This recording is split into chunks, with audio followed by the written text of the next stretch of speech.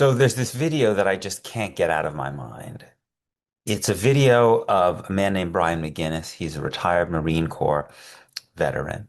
And he goes to this Senate hearing and he starts shouting, no one, he's in full Marine uniform. And he starts shouting things like, no one wants to fight for Israel. He's pulled out of the room very, very brutally. It's a disturbing video to watch. He claims that his arm was broken as he was pushed out. And he keeps shouting some version of this. Nobody wants to fight for Israel.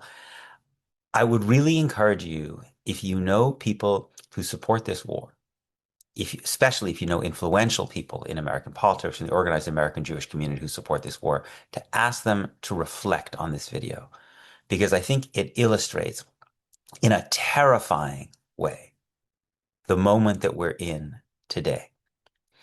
The American people did not want this war. The initial polling has shown a strong opposition to the war. And remember, polling about war almost always goes down. Wars are usually most popular at their beginning, right? This war wasn't even popular at the start.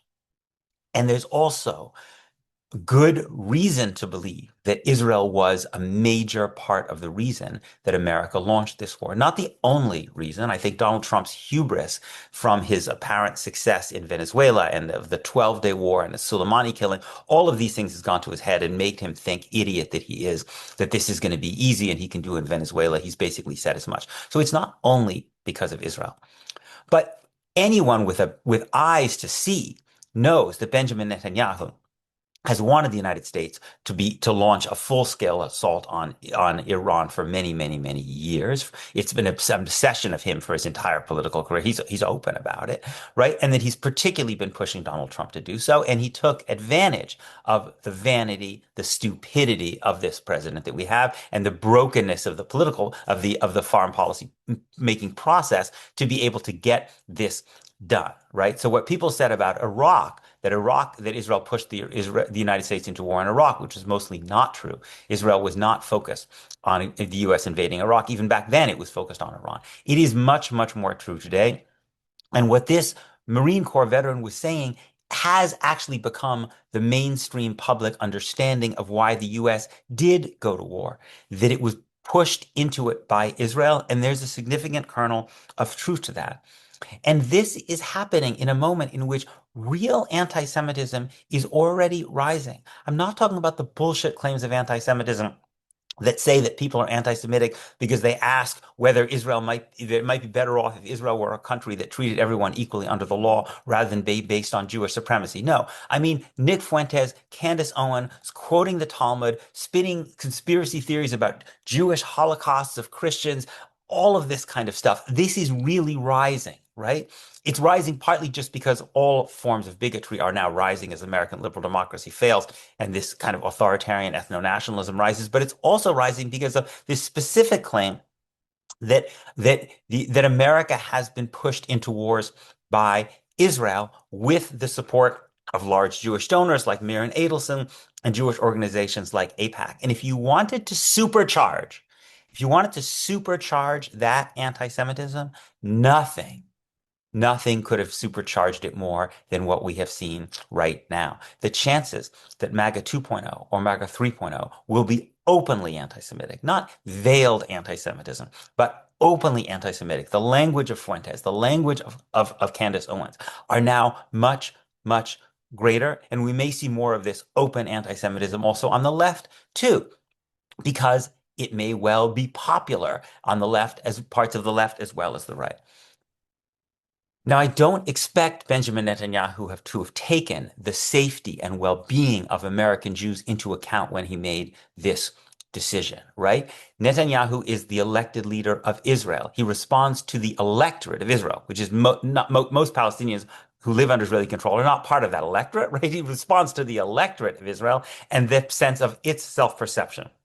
Right? I think that is actually also going to be disastrous over the long term for Israel. But Netanyahu responds to Israelis. Israeli leaders have never actually put the interests of diaspora Jews been a serious focus of their foreign policy.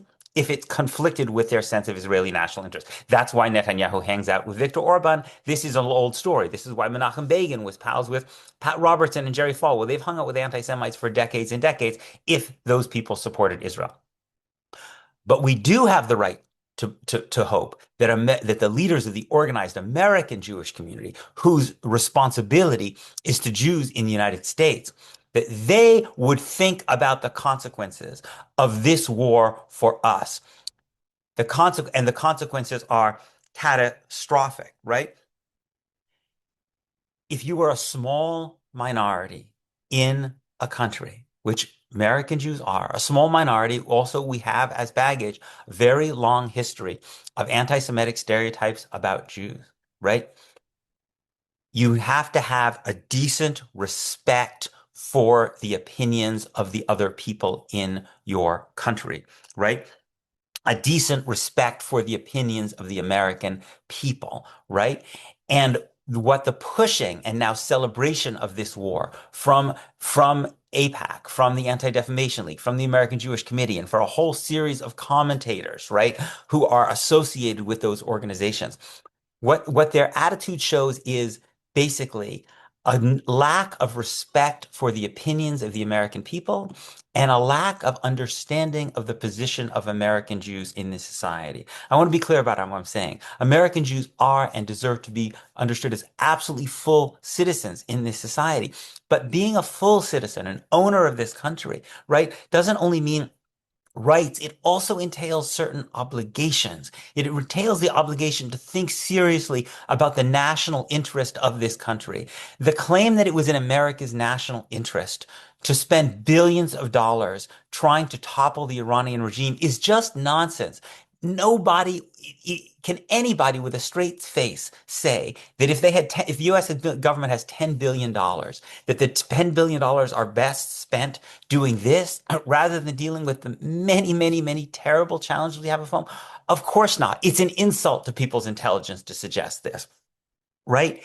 And what the organized American Jewish community is doing by pushing this is it is creating a dynamic in which it's going to be even easier for anti-Semitism to spread and for American Jews to be seen as not people who are part of a country trying to think about what's best for that country, but to play exactly into what Fuentes and others say, which is that American Jews are not interested in the welfare of this country, not interested in in the economic and the human costs of America going to war, because American Jews are loyal to Israel, right? This is the narrative that by supporting this war, American Jewish organizations are promoting. Obviously, the anti-Semites are responsible for their own anti-Semitism, but wise and sane Jewish leadership does not play into the hands of Nick Fuentes and Candace Owens, especially in a very, very dangerous moment like this. And if you listen, right, to the people in the American Jewish community who are defending this war, right, when they're responding to people like Tucker Carlson and others who are saying this was a war for Israel, it's not a war for the United States, their response is very telling. They say, are you questioning Donald Trump? Are you saying Donald Trump is a traitor? Right? What essentially they're doing is they're saying, don't you dare criticize Donald Trump. They're not making a serious policy argument. They're basically trying to play on the authoritarian tendency and instinct that exists within the Republican Party and the MAGA movement today in order to shield themselves and this war from criticism, right? And this, I think, is a terrifying sign of things to come, which is to say, the American Jewish community in the middle of the 20th century had a strategy, a democratic strategy, a strategy of pushing for greater democracy and of trying to be engaged in that struggle. The American Jewish leadership now is doing things that are nakedly opposed to what the American people want. And when people express that public opposition, they're essentially taking refuge in the authoritarianism of the Trump movement and saying, how dare you criticize Donald Trump, right? He is above criticism. And that's their defense, right? This is part, and I think we're going to see going more forward, the more you lose the American people, right? The more you turn Americans, the more Americans become hostile, right? The more anti-Semitism grows, the more you have to ally with authoritarian dictators as for your safety, right? You abandon a democratic strategy, a small d democratic strategy for Jewish safety and well-being, and you go back to this much older model, right, of the court Jew clinging to the authoritarian leader as the public turns become more and more anti-Jewish. I don't think the American Jewish establishment understands that this is the direction that they're going, but this is actually the direction that they're going to have to go because of their own policies, because they can't distinguish between what the Israeli government wants and what's good for the for the American people. And I think partly this is a result of how cloistered the American Jewish establishment is. I'm not talking about American Jews in general. American Jews are widely integrated into American society in all kinds of ways. But the oligarchy that runs American Jewish organizations, the large donors, the people who work for those very large donors, that is a very cloistered, self-enclosed world in many ways. And I think it shields people from an actual understanding in some ways of what's happening in American society, about the suffering that Americans endure as a result of these wars that the American Jewish organizations keep pushing for. And I don't think that these people in these positions either understand or are willing to understand how dangerous their actions are for us as American Jews.